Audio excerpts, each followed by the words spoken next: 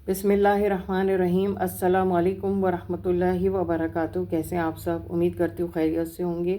मैं हूँ doctor Farhana Akram from जेनान herbs. आज हम बात करेंगे एंड्रोमेट्रियोसिस के बारे में। ये क्यों होता है, इसकी क्या अलामतें हैं, कैसे डायग्नोज होता है और किन उम्र की ख़वातीन में ये पाया जाता है और ये क्या चीज़ है।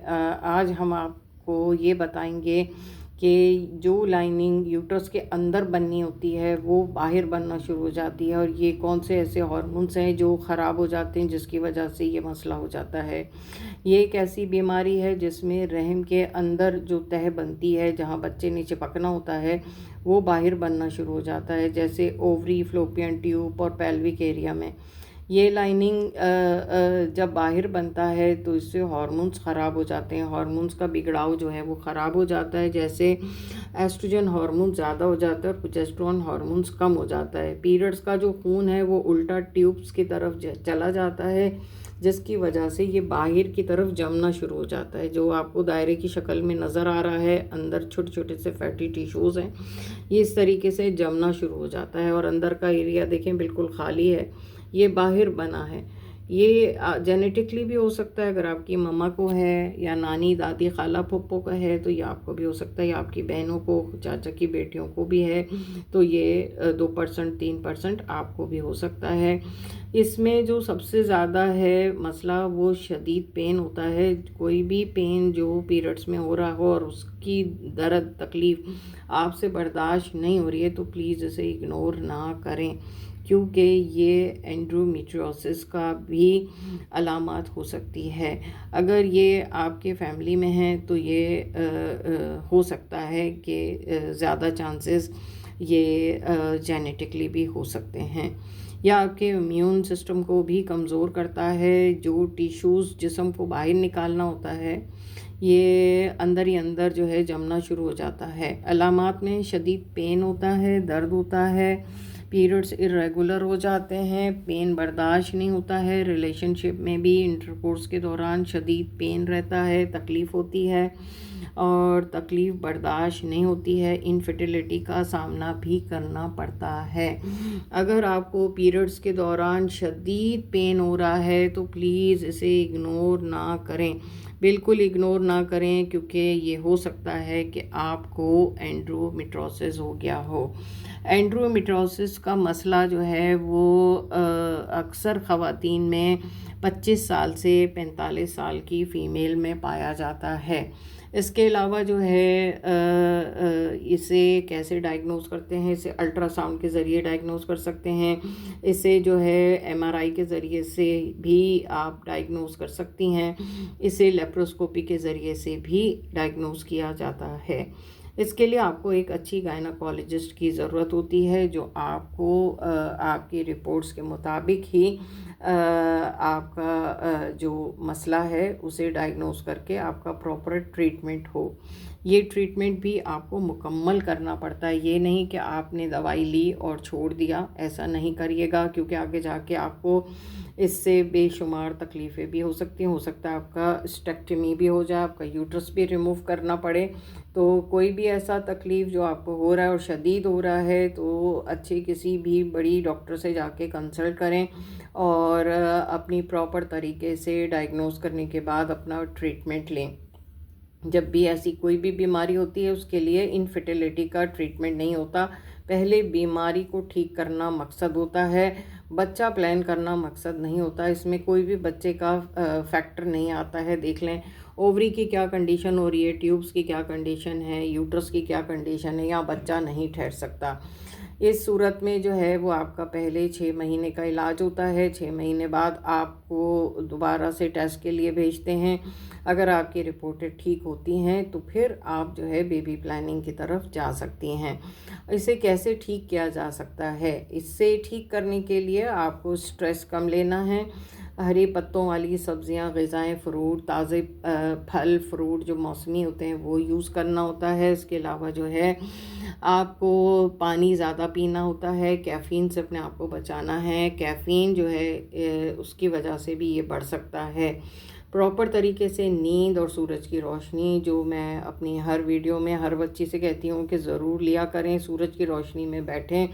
ये नहीं कि आप विटामिन डी के टैबलेट्स ले रही हैं लेकिन सूरज की रोशनी में नहीं बैठती, एसी से नहीं निकलती, एसी से बाहर आइए, सुबह का फ्रेश हवा लीजिए, और अगर आपके पास गार्डन है तो गार्डन में चहलकदमी भी करें। इसके अलावा योगा जो है मुख्तलिफ़ किस्म के आपको ये फ़ेसबुक पे भी, इंस्टाग्राम पे भी और यूट्यूब में भी आपको टिप्स मिल जाएंगे कि किस तरीके से एंडोमेट्रियोसिस के लिए आपको योगा टिप्स जो है करनी है। ये भी बटरफ्लाई मूड सबसे बेहतर होता है फ़ीमेल के लिए, वो करें, लंबे सजदे करें। इसके अलावा स्ट्रेस जो है उससे बचें। जब भी आप स्ट्रेस ज़्यादा लेती हैं तो आपके हार्मोन्स ख़राब हो जाते हैं, जिसकी वजह से ये मसला फ़ीमेल में पाया जाता है। ऐसा नहीं है कि ये ठीक नहीं होता है। अल्हम्दुलिल्लाह जिनान हर्ब्स की तमाम पेशेंट जो है जिन्हें एंडोमेट्रियोसिस का इशू था, अल्हम्दुलिल्लाह आज वो साहिब औलाद भी हैं और वो रिकवर हो गई हैं, अपना इलाज भी कर लिया है। 6 महीने का ये इलाज होता है जिसके अंदर जो है हम डायग्नोस करने के बाद दोबारा से टेस्ट कराते हैं कि आया मेडिसिन से ये रिकवर हो गया है या नहीं। दूसरा जो है, अगर किसी भी बच्ची को ये इशू है, किसी भी बच्ची को अगर ये इशू है तो अपने पीरियड्स के दर्द को महसूस करते हुए वो अच्छी डॉक्टर के पास जाएं और कंसल्ट करके अपना प्रॉपर तरीके से ट्रीटमेंट लें। इसके अलावा जो है, अगर आपको मुझसे बात करना है और मुझे अपनी रिपोर्टें भेजनी हैं तो मेरा नंबर है 032082271130। और इसके अलावा जो है अपनी रिपोर्टें भी आप मुझे भेज सकते हैं, हमसे भी अपना ट्रीटमेंट करा सकते हैं। हम बग़ैर ऑपरेशन के जो है आपके मसले का जो हल है वो करते हैं। हमारे पास इसका इलाज अल्हम्दुलिल्लाह मौजूद है। हमें सिर्फ अच्छी लेबॉर्ट्री की रिपोर्ट चाहिए होती है इमेज के साथ। और जब भी आप मुझे रिपोर्टें भेजें तो प्लीज़ पूरी रिपोर्ट भेजें, किस महीने की किस तारीख़ की रिपोर्ट आपने मुझे भेजी है, क्योंकि अक्सर लोग जो है वो मुझे आधी रिपोर्ट भेजते हैं, मुझे पता नहीं चलता है कि ये कब कराई है आपने रिपोर्ट।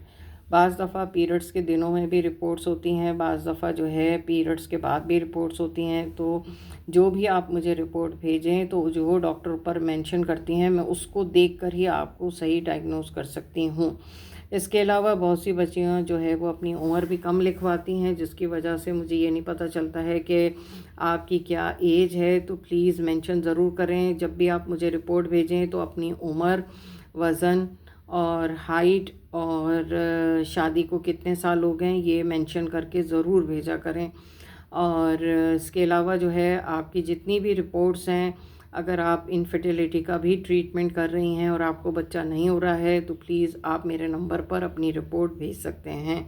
अल्हम्दुलिल्लाह हम बग़ैर ऑपरेशन के आपका ट्रीटमेंट आपको देते हैं, जिसमें आपके हार्मोन्स को भी बैलेंस करते हैं और इसके अलावा जो है आपकी बीमारियों को भी ठीक करते हैं, आपके हस्बैंड के जरासीम को भी ठीक करते हैं। और इसके अलावा जो है आपका प्रॉपर तरीके से अच्छी बड़ी लेबॉर्ट्री से टेस्ट कराने के बाद ही हम बेबी प्लानिंग के लिए आपको भेजते हैं। और रेमेडी ज़रूर आपसे शेयर करूंगी। बताने का मकसद ये है कि ऐसा पेशेंट जब भी मेरे पास आता है तो तकरीबन 6 महीने लगते हैं इलाज में, 6 महीने लगते हैं। इसलिए वाज़े तरीके से आप अपनी रिपोर्ट्स को देख लें कि अगर आपको ये मसला है तो 6 महीने परहेज़ के साथ आपको इलाज करना होगा, तो आप मेरे पास आइए, ठीक है। ये इलाज परहेज़ के साथ ही ठीक रहता है, क्योंकि अक्सर बच्चियां जो है बहुत सी ऐसी चीज़ें इस्तेमाल करती हैं जो उनको मिल जाए यूट्यूब से, फ़ेसबुक से, इंस्टाग्राम से, डॉक्टर से, हकीम से, दोस्तों से, तो वो सब कुछ खाना शुरू कर देती हैं। तो जहां आप अपना पैसा लगा के अपना ट्रीटमेंट ले रहे हो, एक के ऊपर ही आपको फ़ोकियत देनी होगी। ये नहीं कि मुख्तलिफ़ ट्रीटमेंट के साथ आप अपना ट्रीटमेंट करोगी तो रिज़ल्ट ज़ीरो होगा। इसलिए जब भी आप मुझसे कांटेक्ट करें तो अपनी प्रॉपर तरीके से रिपोर्ट भेजें, ताकि हम सही चीज़ देखकर आपको आपकी बीमारी के बारे में बता सकें। शुक्रिया।